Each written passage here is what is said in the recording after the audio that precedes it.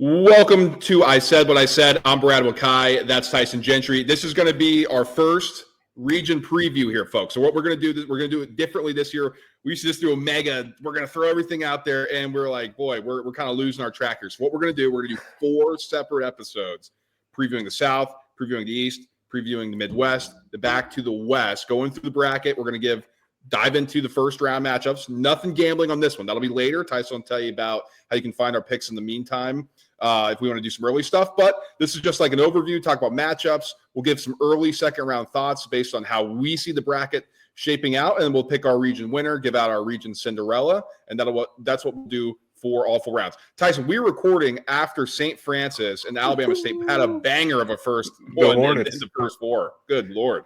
Well, that's why we had to start in the South. We're probably not going to get much Alabama State talk in, but anytime you can complete a Hail Mary to win a game, a full court pass, juggle it around a little bit, catch the layup. That was a great game. It's just, we haven't gotten excellent playing games, I don't feel like, for a while. Like they're slogs, or even if they're close games, it's like 36-34 with 4 minutes left in the game. You're like, what am I watching? This was electric. Unfortunately for Alabama State, Brad, it didn't look to me like they have anybody that can guard Johni Broome. No, I don't think so. I think it's going to be a short-lived trip, but it was a fun one. They got their first, I'm putting this in quotes for the listening audience, tournament win. I'd hate how they say that. Hang that banner. They should, honestly. Like, if you're going to do that. You're Alabama State. It's not like if Duke is in the play-in, then maybe don't put it up. But Exactly. All right, let's dive in here, Tyson. We're going to put up the bracket for the YouTube audience here. So let's dive in. Like you said, not much analysis we have to do here for Auburn. Alabama State getting past St. Francis. We both have Auburn advancing. In the 8-9 matchup, Louisville-Creighton. Now, this was something, if you missed our live reaction, we're like, this is an interesting game. So how do you see this one playing out? Well, this is like Louisville gets, home court advantage, which I think helps a bunch. And I think everybody's kind of looking forward to an underseeded Louisville team playing Auburn in Lexington and like what that can mean. But don't sleep on Creighton. I'm not in on Creighton this year the way I have been in the past. You're a little higher than I am. But like anytime you got a guy that's made multiple All-America teams in the first round of the tournament, like how do you prepare to play a Kalkbrenner? I know. I think that's the tough thing, because it's not like, the ACC necessarily has a big guy like Kalkbrenner. So I think if you're Louisville, you want to spread this thing out, have your guards kind of get downhill. Creighton doesn't force a lot of turnovers, Tyson. Only 11.7% turnover rate on defense. So I think that helps Louisville and their guards out a ton. Like you kind of saw against Duke, they faltered a little bit when there was some pressure, kind of blitzing those screens. Creighton doesn't do that. They do a lot of drop coverage. So I think Louisville is going to have the advantage here. I think Louisville advances. Yeah, me too. I mean, ball goes in hoop, and Louisville's pretty good at that part of the game. So the 5-12 matchup here, Michigan versus UC San Diego. Now, this is in Denver, and I think it's interesting to note here, Tyson. Michigan made that deep run to the Big Ten championship game, won it. Now, they got to turn around and go to altitude. Now, UC San Diego won theirs, but they're on the West Coast, not as long of a travel spot here. This, I thought, was going to be the most popular 12-5 upset. Dude, but this is crazy. It's not as much. I mean, I think like from our circles, when we're looking at like, well, these gambling guys and, the people who look at this stuff, that's like, yeah, you see San Diego, but like the public is not necessarily all over the Tritons. No, and I think that, there's some brand there as well, maybe a little bit. And because what the most popular 12-5 right now, it's Liberty, Oregon? I believe or it's Colorado so, State, yes. Memphis. It's Colorado State, Memphis. No, actually, you think so, but apparently everybody's picking Memphis still. Okay, good. We'll talk about that later. I know. But, yeah, in this game, I mean, UC San Diego's won 15 games in a row. Like, by net, I think they're 35th. I think they're 36th in KenPom. It's not a very fun 12 seed to draw from Michigan here. And, look, I didn't think Michigan was going to make a run to win the Big Ten tournament, so I don't want to bury these guys here. But UC San Diego can just light up a scoreboard. And I don't know if Michigan has the juice. It looked to me like both Michigan and Wisconsin were completely gassed in that Big Ten title game. It's a quick turnaround to play a team that just wants to go. It does. I'm curious to know if UC San Diego can handle the big guys, Danny Wolf and Vlad Golden, then they have a real shot here. But we've seen that before. All these Big Ten teams with their big guys, how are these other teams going to handle it? Well, can they guard? You know what I mean? That's the other Thing.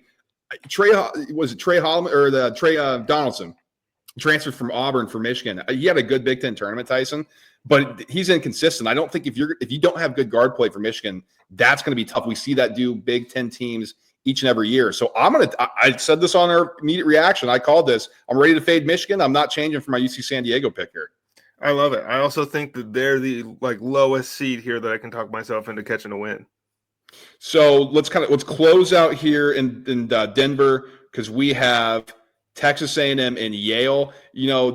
I think Texas A&M, they're just going to be too big for Yale. Yale is very fundamentally sound, let's just say. I think they're well coached, but I think Texas A&M, the problem is if they shoot themselves out of things, that's when you get into trouble, low possession game. But I think A&M is going to be too good for Yale in this one.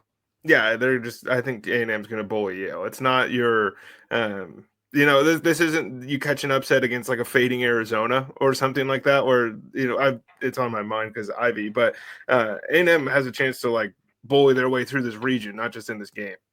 Yeah, I mean, this is something to note too. They're first in offensive rebound rate, Tyson, 42%. I mean, keep an eye out for that. That's in the SEC. That's in a 14-bid conference with physical monsters in it. This is an interesting one. Ole Miss in the winner of North Carolina, San Diego State. As we're recording right now, North Carolina is up, and there's 10 minutes left in the first half. I think Ole Miss is gettable. North Carolina has the chops to go on a run here. It would be just so classic, they shouldn't be in, and they shouldn't. And then North Carolina makes a deep run. So this is something, Tyson, and it's hard for us to do a prediction here now. But I do think Ole Miss is gettable, and I'll leave it at that. Yeah, I agree. And it's hard to say how gettable. I think North Carolina stands a much better chance against them than San Diego State does. But I don't think the Rebels are going to be around long in this tournament. But it's really hard to kind of forecast when we don't know who they're playing.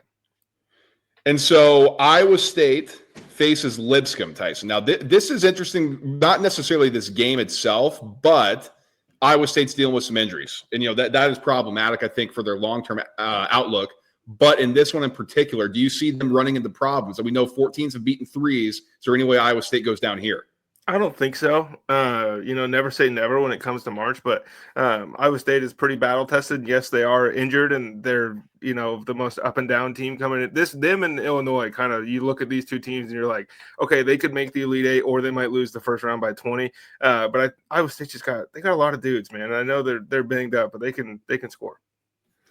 They take care of the ball. Lipscomb does extremely well. So that could be something to keep an eye on, right? Iowa State, we're going to want to pressure. We're going to want to get after them. Lipscomb doesn't turn the ball over, so that bodes well. But I think Iowa State's they got too much firepower, so I'm going to take them to advance in this one. Tyson, how about Marquette, New Mexico? We've seen the Mountain West have struggles in the past in the tournament. Shaka Smart, outside of that VCU run, it's not necessarily been pretty for Shaka either. I think this is an intriguing matchup, but this could be one of the best matchups in the South on the opening weekend. Yeah, it opened, I think, at 3.5 points, which is pretty tight, for one of these games. I think Marquette, as banged up as they've been and as disappointing as they've been at different times this season, I mean, we can dunk on the conference as much as we want, but they still have put in work against really good teams, that are in this tournament as well. I think Marquette does just enough to, again, I think they're just physical. And New Mexico, we've seen Mel over and over and over again. And let's close out here, Michigan State, Bryant. Bryant's an interesting team. I don't think they have the chops to hang with Michigan State. The cool thing about Michigan State, too, Jason Richardson's kid, Jace, is the star of Michigan State, the freshman. He's really coming to his own. So that could be a fun little thing to follow here. We know how Michigan State does in March. So that's something to keep an eye on. If you're just tuning in, you're like, oh, I need my March Madness stuff. A legendary guy, his son, is now taking over Michigan State. It's sick.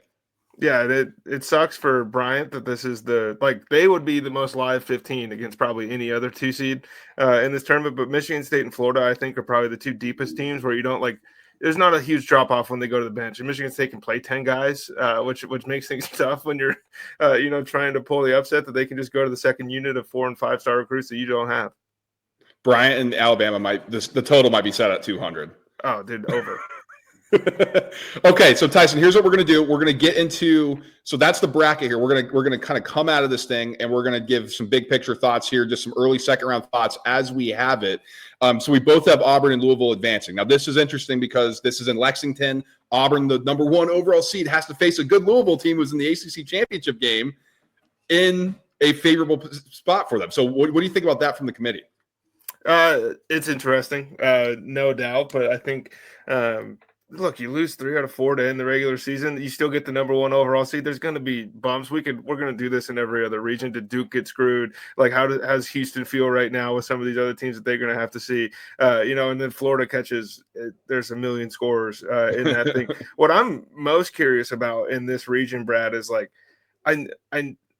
I'm not falling for the Iowa State thing, but like Curtis Jones just made 7 threes against BYU, and this kid can absolutely fill it up. And in a one-off situation, if he just catches fire and the ball and just keeps shooting, we've seen many a Spike Albrecht and some of these other guys throughout history. And Curtis Jones is a much better player than these guys, but it just takes one. It really does.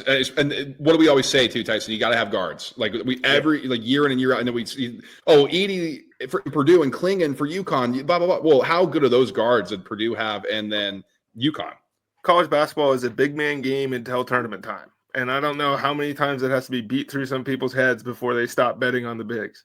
Yeah, that's the thing here. So let's just kind of keep going, and we'll give out a region winner and a region Cinderella. I think UC San Diego, I'm not sure if you had them beating Michigan, but I think they will succumb to Texas A&M. That would be a fun story, though, if they can run, and maybe I'll highlight them here in a little bit.